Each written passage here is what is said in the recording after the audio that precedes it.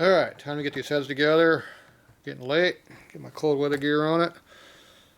So we're getting nice and late around here. So it's now, right there's the clock. There you go. It's dark out, and look at the clock, so that tells you what time it is. Alright, so we're going to try to get the 65 heads done. Buttoned up right now. Of the 58s. So we got the rocker arms all rebuilt, cleaned up, ready to assemble those also. So this is what they look like after we cleaned them. So everything's all honed, ground, fitted, and made to work. So now they're good to go. Alright, so we're going to need the valves. We're going to put valve seals on this right here. So we're going to start by putting some sleeve retainer Loctite up on the valve guide. Yep.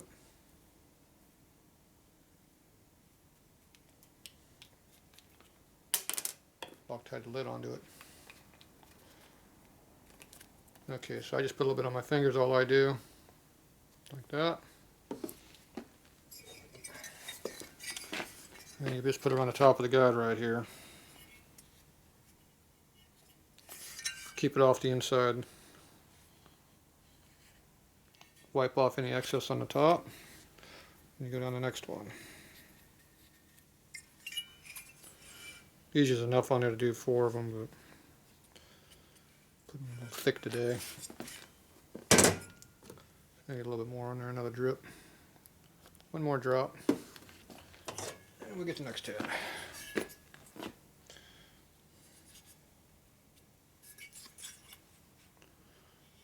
So we've already cleaned these heads again. The clean tank, so now they're really bright and shiny now.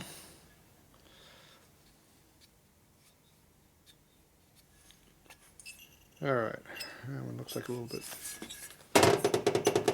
limp on the coating there. Yeah, put a little extra Loctite on that one. There we go. Didn't see any grain on it. Okay, make sure there's definitely nothing inside the bore. You don't want to Loctite your valves in there, because it will if you get it in there. Alright. Now to put the valve seal on, you got to bang them on with a tool. So the black one works for these seals. These are 74-inch seals, so this one works.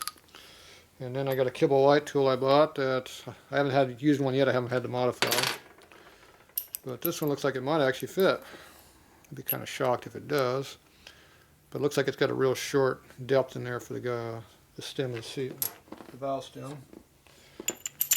So it only goes into that far. So that's not very far. This one goes in, well, it goes into that far. That doesn't have a problem when you put it on. So this one here, I'll probably have to bore the hole deeper. It's a little bit difference in height, see? So this one's too short to use, so I'll skip using this for now. I'll have to modify it. So that's the only one I haven't modified yet. It needs to be modified. What a shocker. Okay, I got all the parts laid out on the table where they go, because we have everything shimmed up and ready to go.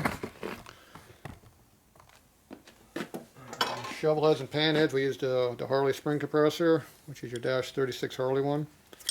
This is an original one, but they do make repops of them now. So that's my dad's old tool. It's still working after however many years he's had it. 60 years he used it, I guess.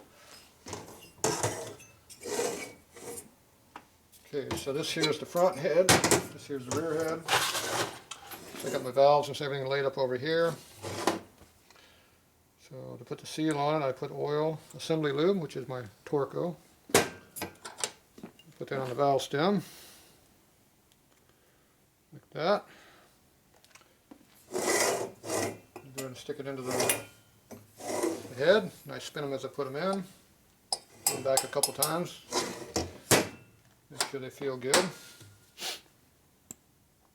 Obviously, if you feel any kind of binding or anything, you stop and clean it all off and find out what the problem is. And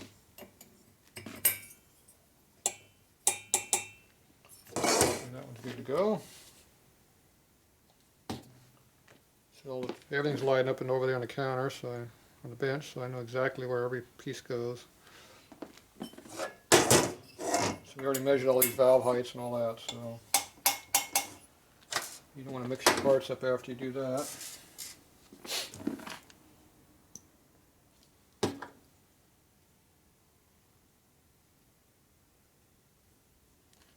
Okay.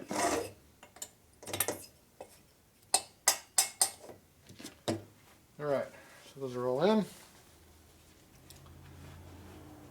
Now before you put the valve seal on there, which goes on top of the stem, here, you need to put the lower collar on there.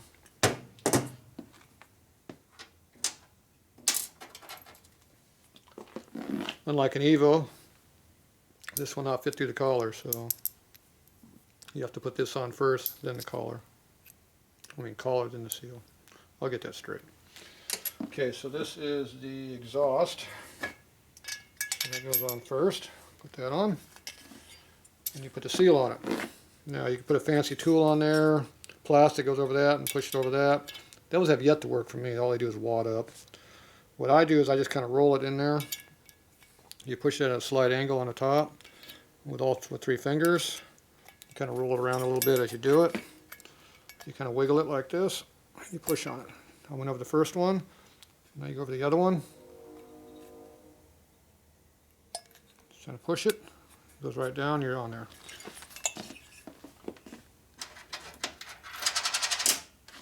Come over, get the intake collar, and do the same thing with the seal.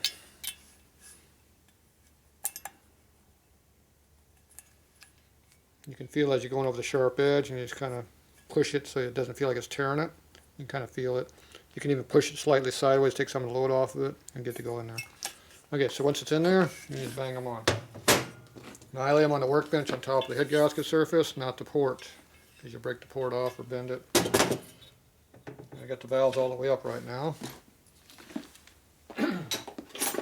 Now you can either use your plastic hammer or your steel hammer. Steel hammer has a little more control when you're doing it, so I use a steel hammer.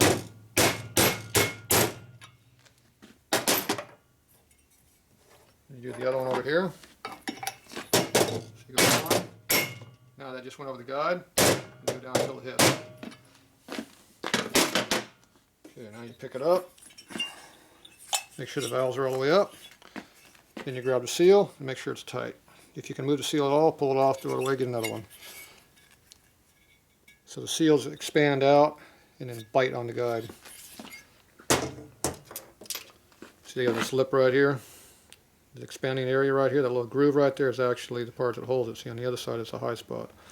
So that kind of expands out and springs back. If it oversprings it, then it won't go. It will come right back off. It won't have any retaining tension. The Loctite is the sleeve rate Loctite goes on there, helps Loctite it to the guide. It also seals it up so you can't suck oil past it too. It does 2 things. So that's why you always use a Loctite on there. Okay, that one's good. Now we do this head. So this is the. What did I just do? The wrong head? I did the wrong head. So I just put the front parts on the rear head. Wonderful.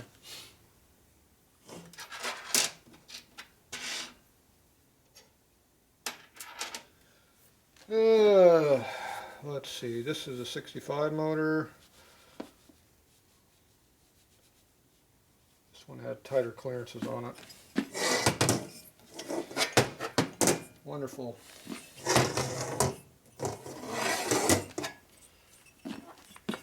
So, I got the wrong parts on there.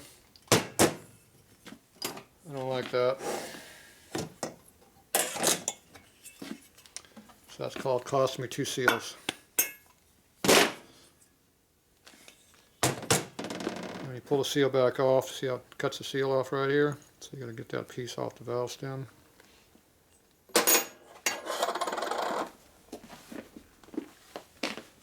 See, videos make me screw stuff up because I'm talking instead of paying attention. These are valve seal pullers. You squeeze on this and it makes it tight around here on the seal and you pull it off. You should attempt to pull it off. There, came off, see?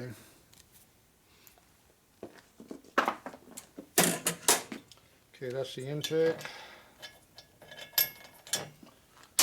Goes back where it belongs.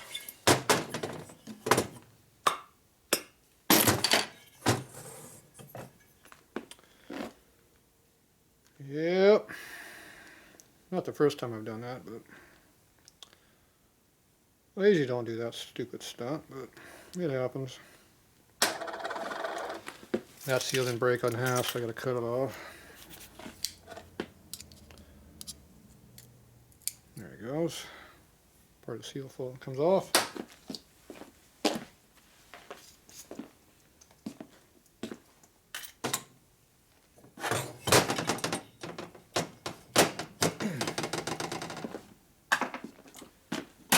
Alright.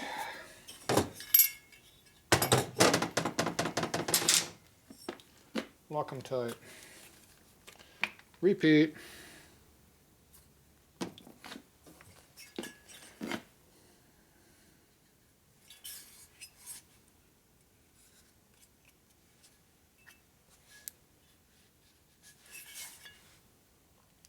Remember, this is the rear head, not the front.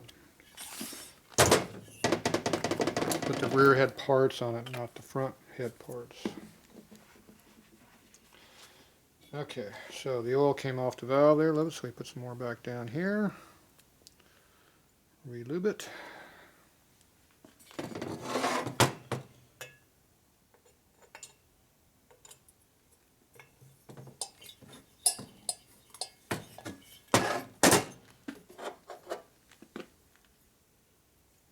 Didn't have any extra on that one. Does now.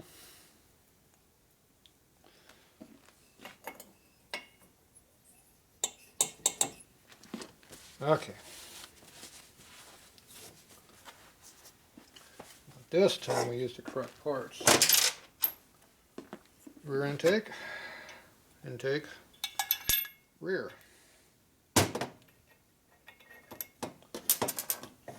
One seal.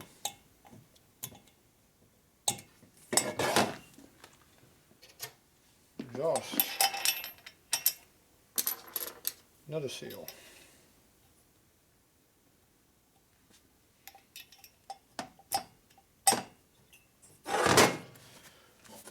And beat it on again.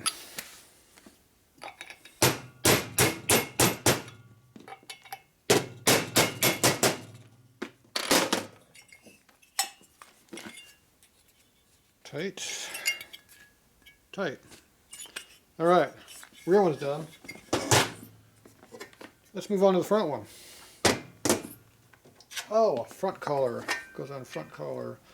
This is the intake. Do not put it on the exhaust. It goes on the intake. Now, it might not make any difference, but I only checked it with this one, so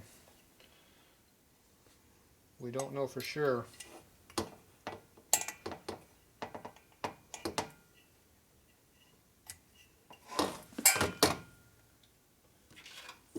Here.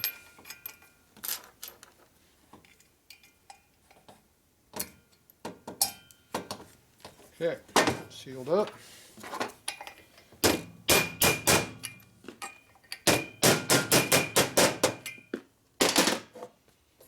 Now I use these steel clad seal instead of those rubber ones because these take up less space, so you can run bigger, more lift in it.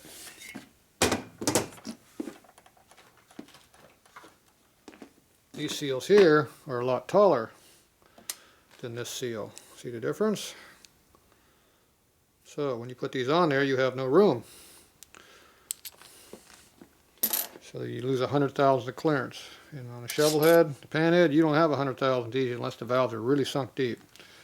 So just because they give you a seal doesn't mean you use it. Unless you're in the stock lift, a cam with no lift to it.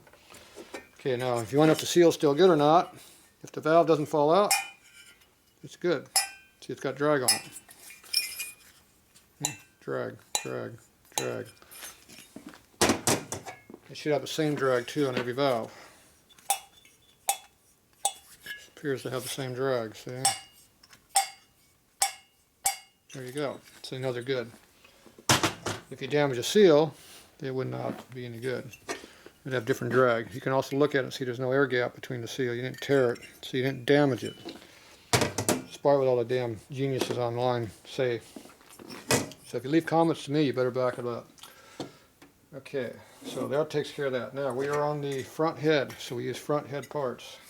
So we got the valve springs over here. This is for the exhaust. We got a top collar and the two keepers. This is for the exhaust valve, so that would be the one where the pipe air comes out. That'd be the exhaust.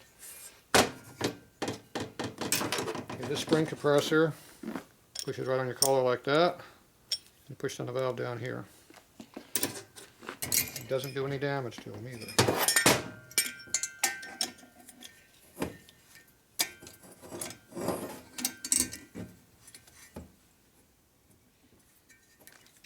Okay, now when it doesn't line up, it don't want to go. See, it just popped in. Don't force it. Line it up, and then crank the wheel here. Now when it gets down to the keeper down here, it's hitting right now. It's hitting on this side of the valve. So if you just push on this way, it'll pop. Give it a little more crank. It's still got tension on it, so it's not in there all the way yet. Did you hear it just pop? Now the crank will turn easier. See, now it goes down. So if it's not going easy, don't force it. When you can see the keeper groove, it's in there deep enough. Now I take the keepers, I hold them with my finger. I always do the back one first. I roll it in there. It's hard to do this direction. That went to the floor. Like everything around here goes to the floor when you drop it.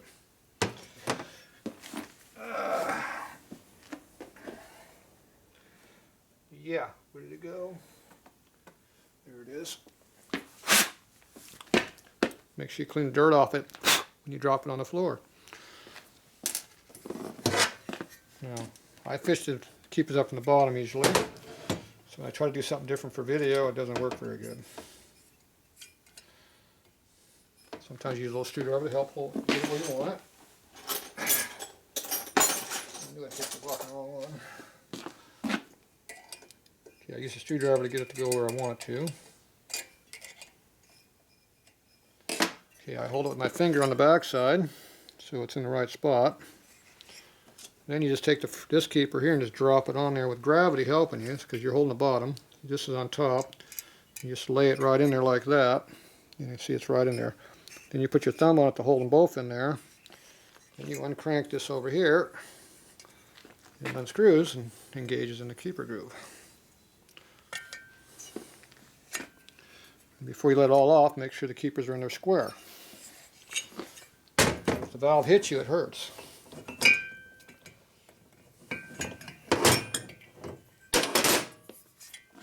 Okay, now the keepers are sticking up above the collar. Now I don't care if the keeper is hitting each other. It doesn't matter. It's as long as it's on the valve.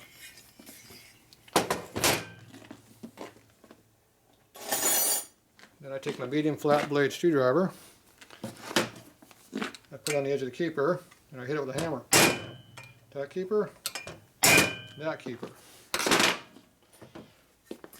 Now if they weren't seated, there'd be problems because it might come up and hit you. So that way you know they're dead seated and there's no problem with them binding or anything else. Everything is seated. Then you go ahead and you measure your valve spring install height if you want to double check to make sure your number is what you thought it was to begin with. Sometimes it's different. So it looks like this time we are right in that 370 area. So I don't know if you can see that on the video, but anyway, it's pretty close. Sometimes I'll pull up an extra 20 or 30 thou when you do that. It's a matter of how even these keepers were and stuff. Okay, so that was the exhaust. Now we're going to do the intake. So, next group of parts in the pile is my intake for the front. So, same thing. You put them on there. Okay. Let the workbench help you a little bit.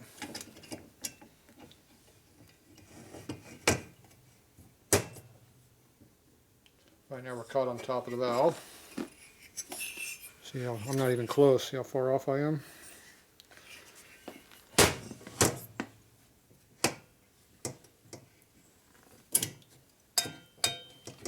That's because I'm not standing in my normal position because I'm doing video. This time it went all the way on without dragging on the other groove. Okay, so it's in all the way again. Now usually I rest this on top of the bench here. This is easy over here out of my way. Put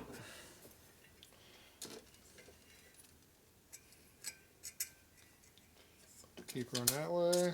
Drop that one in on top. Hold it in there like that. Let gravity do the work for you. And unscrew it. Here, looks good.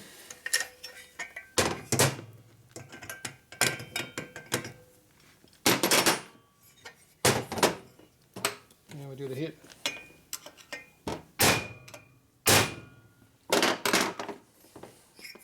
Alright, so now the intake's in there. So that's how you assemble the head up. And everything's in there like it's supposed to be. All different angles. So anyway, it's good to go. You didn't do any damage or anything. Nothing broken.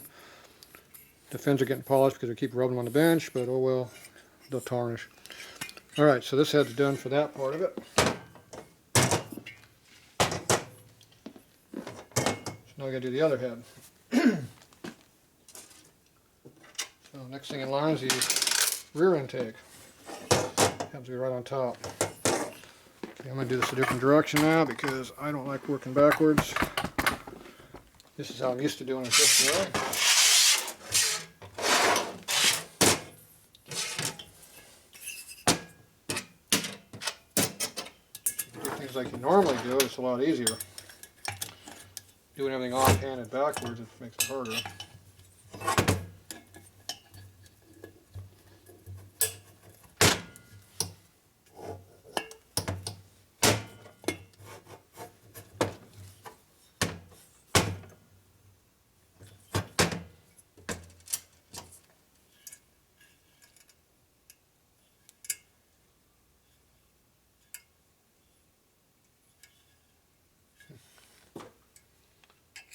Hitting on the collar under there for some reason.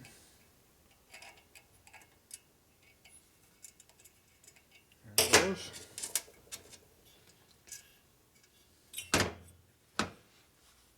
See, same procedure, but this is normally the direction I do it under, so it's easier for me to do it this way. Make sure it looks good, looks good. Flip it over. Get the other side done.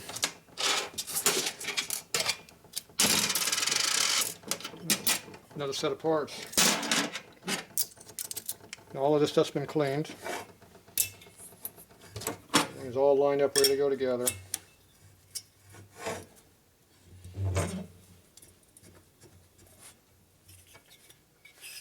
You can figure out where it's hitting at and push it off to the one side. There it goes.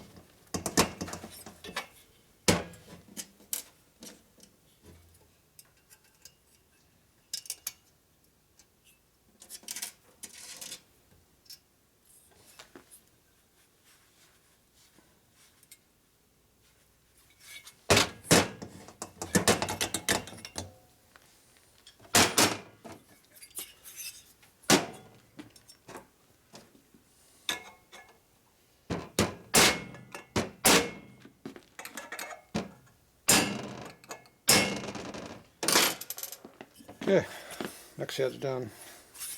There we go. Went pretty easy.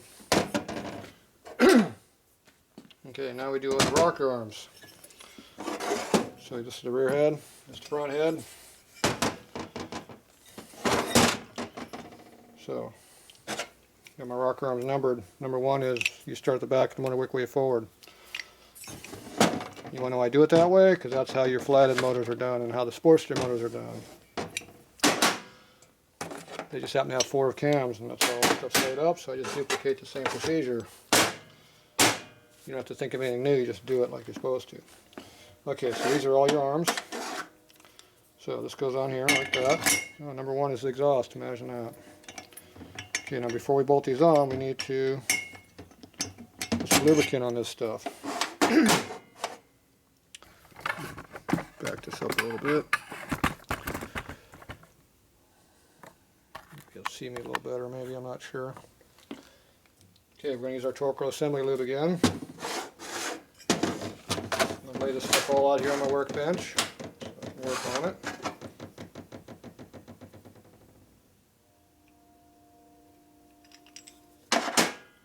I'm going to make sure all your dowel pins are installed in the head and in the arm. So don't mix these up, just lay them out in order.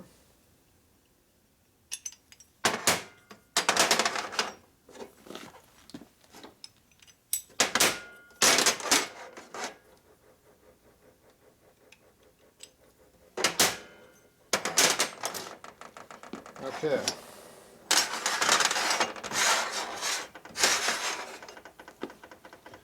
I'm going to go ahead and put my lubricant on there. Just get some on your finger. Put it down each side of the saddles here. Don't be ashamed to put them on there. And lay them up on the head. If you do it right, they should drop down. Remember, the long side is always on the rocker side. Not the rocker, the push rod side, excuse me. And the short side is always on the valve side. They do not go on backwards. You can try to put them on backwards, but they don't go on backwards. If you take the dowel pins out, you can force them on backwards, but that wouldn't be correct. Okay, so we got our lube on there now. Just make sure we got enough lube, we lubricate these. Now, I also blew out all these orifices here, so you put air in here, and it should have two air streams coming out of here, where you put solvent in here and the pressure, and it blows two streams out of the arm. You want to make sure they both flow equally. If one hole's not flowing, then it's probably plugged. So, make sure you got equal flow. Alright, so we got the arm lubricated. Put a little bit of oil on the tip. So the tip's not dry. Lay it on there.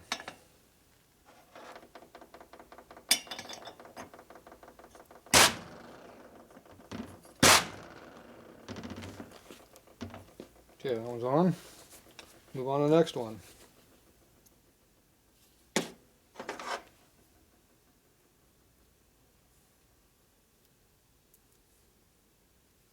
Everything's got a lube on it. Drops right down like it's supposed to.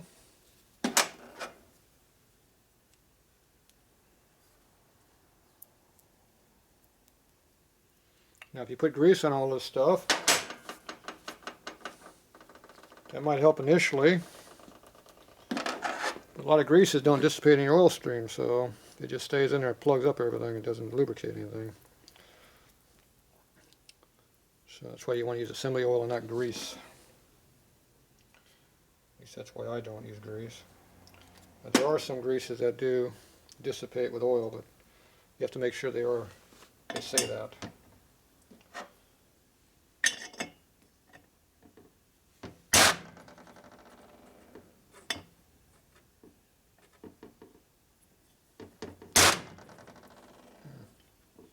I want to go down for some reason.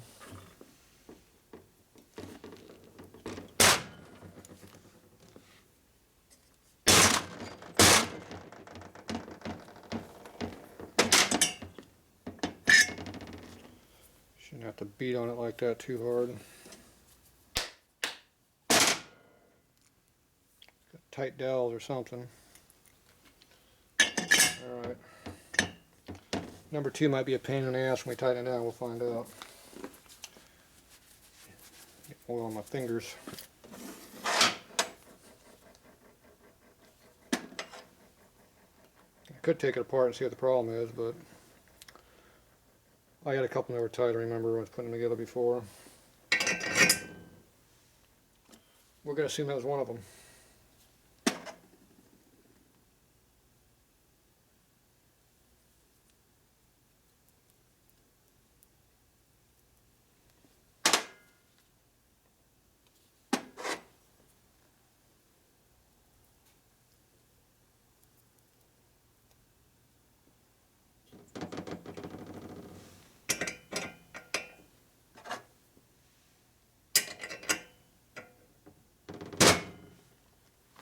first one went together easy.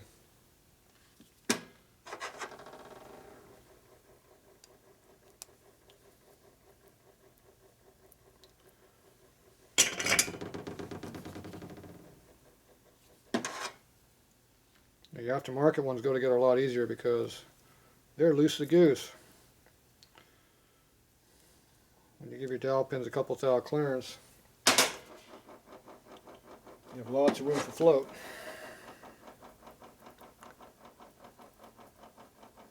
You notice I put more oil on the top of the arm instead of on the bottom because the bottom doesn't really do anything. All the load's on the top.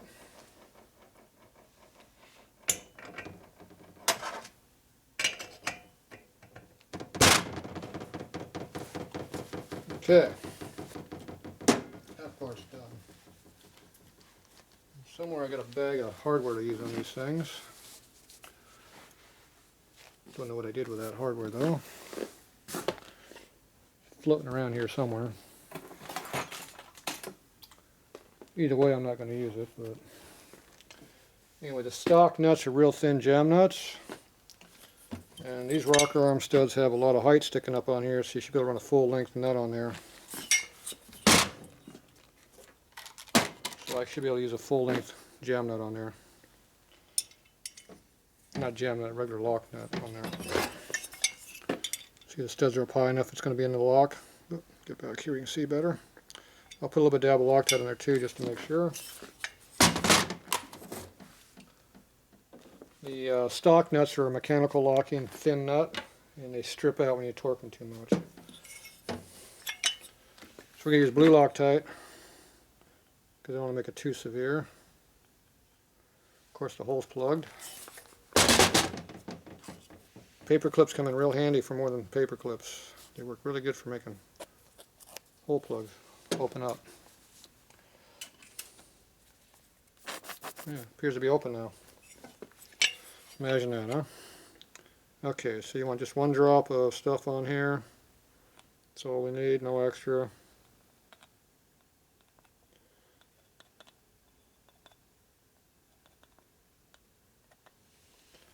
Okay, I got all 8 done.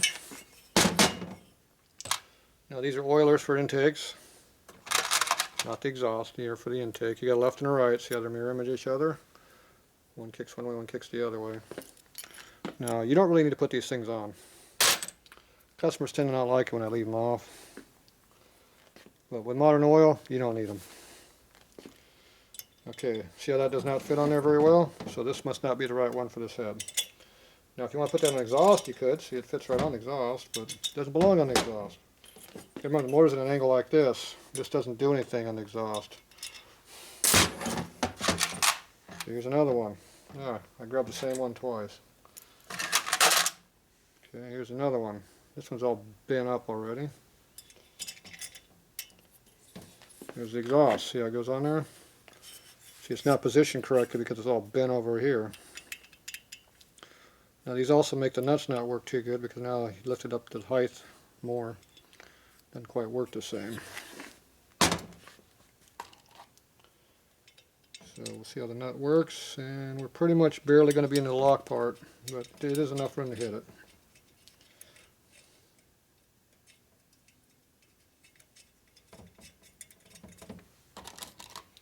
Okay, so we're putting all new luck nuts on here.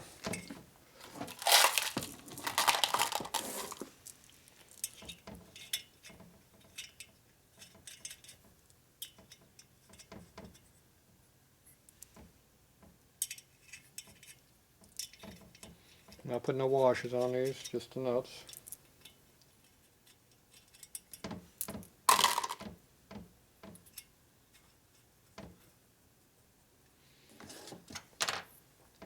Okay.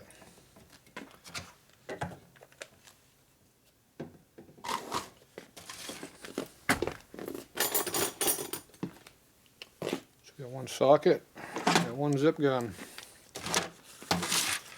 Guess what you do with these parts? Go zip, zip, zip.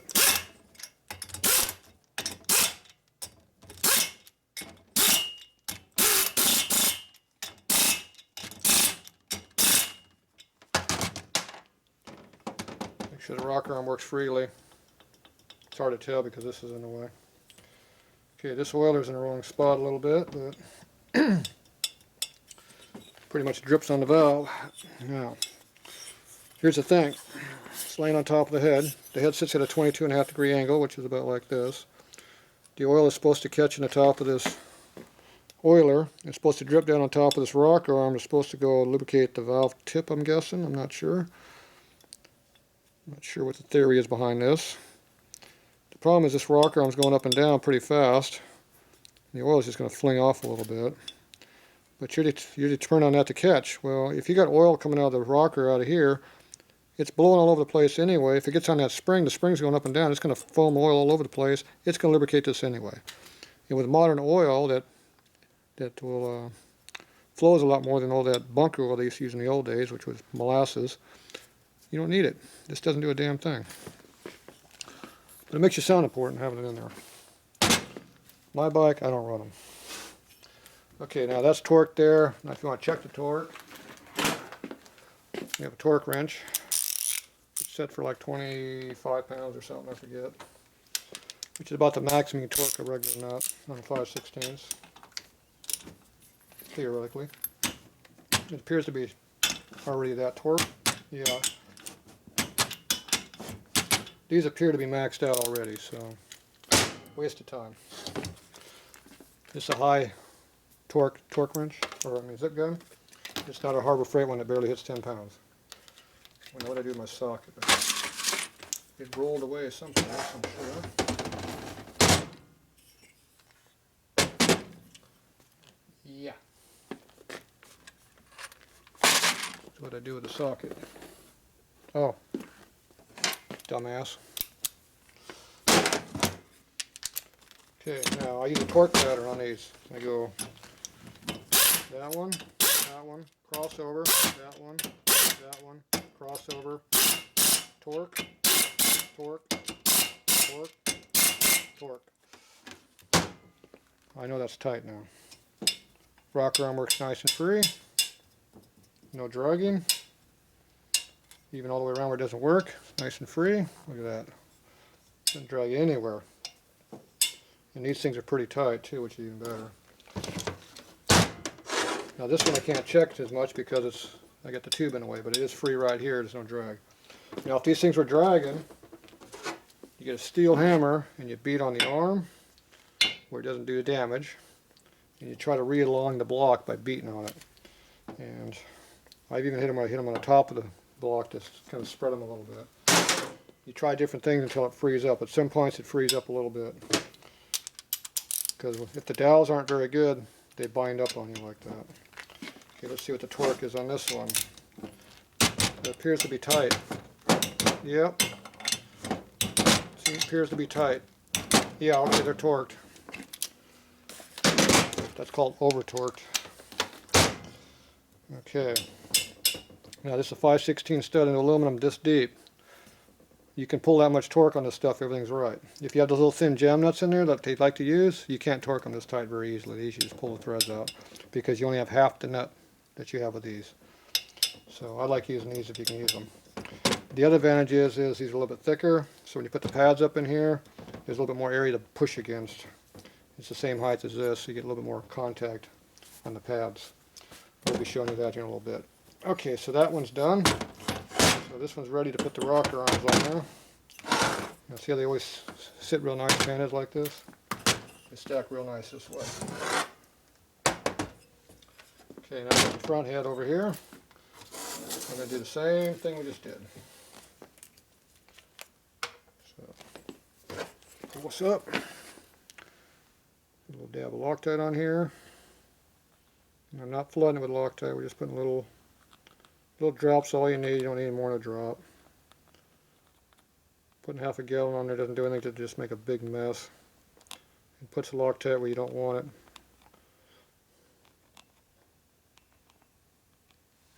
it. Okay, that's all it takes. Try not to lay stuff on the exhaust port. People think I'm throwing stuff around, but I'm not. I'm actually doing things to protect things. My bench is smooth, so it's not scraping up the head gasket surface like everybody says it does, because they don't know what the hell they're doing. Their bench might be rough, mine isn't.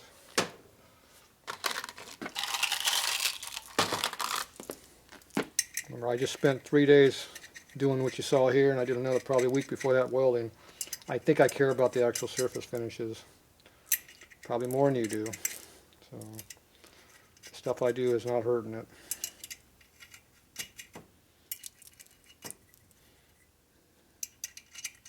And if you got to wear stupid gloves because you want to get your hands dirty, you probably should not be a mechanic.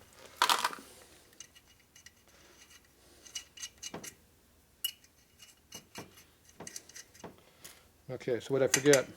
Oh, I forgot the other stupid oiler. Damn it, I hate these things.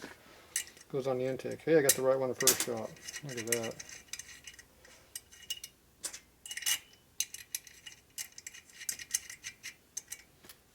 I have to bend that one a little bit probably. Okay, torque it.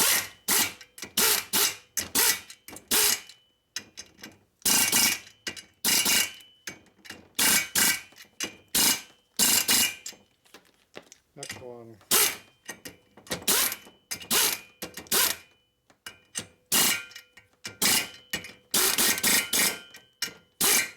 Yes, you down, then you hit it. Not down yet. Down, torque. You gotta go past the lock nut still, so. Okay, that one looks nice. This one works nice until it hits the oiler over here. And the oiler here is not quite over the valve stem, but it's close. But we can beat it back with a hammer. You got more control with a steel hammer. So you move it over like that. You can move it up by pushing the rocker arm right here to get a little extra clearance so it moves around. At least now it's on top of the tip where it belongs.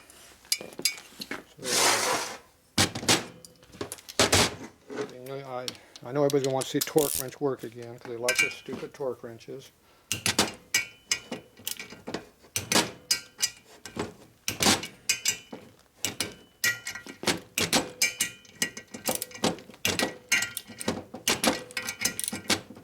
Yeah, it appears to be tight. Duh. See, if you know your tools, you don't need this crap. Okay, those are all good and free. So this set of heads is done. So that's pretty nice. So now you gotta do is put your pan covers on there, which I gotta get cleaned out. Do it tomorrow. It's going on 1:30 right now. We still got another set of heads to do. So this is the gaskets I use. These are James. This is a metal gasket with rubber coating on it. These do two things. They don't squirm out. They seal fairly good. Everything has leaked that I've ever tried. And everything I've tried has not leaked too, so pick the one you like. The biggest thing is when you use these, if you had valve spring collars that were recessed up for more high lift, these here put the pan cover above the collar, so the collar, you don't have to beat the cover room for collar. It eliminates that contact problem. When you run a thin gasket in here, not having these in here, then the cover sits down and the collar gets in the way and starts eating on it. So these ones are stock length and are way down, so we don't have that problem. If you had racing collars on here because you didn't know how to put the heads together without using them, this valve would be sticking up probably this much higher at least. And you see what happens to the cover, it gets up into where the cover goes. See, look in the gasket area there? It gets up into the cover and causes a problem. When you put this gasket on here, it raises the cover up, and the cover, you're in the recess of the cover where it's bent, and not into the side of the cover where you can't move it. So these do multiple functions. They do a lot of good stuff. And I think I've only had 2 of them ever leak. And one of them was because the bolt stripped. Can't blame that on the gasket. I'm blaming the guy tightening the thing up. But anyway, so that's why I use those. Now these covers have all been heater coiled, so they shouldn't have any stripping problem. The other set of heads, not everyone's been heater coiled yet. Okay, so this is ready for the covers, but I gotta get those cleaned up tomorrow. I'll do that tomorrow. So that's it for this set for today. Tomorrow we get to put them on the bike. So, all right, that's it for now.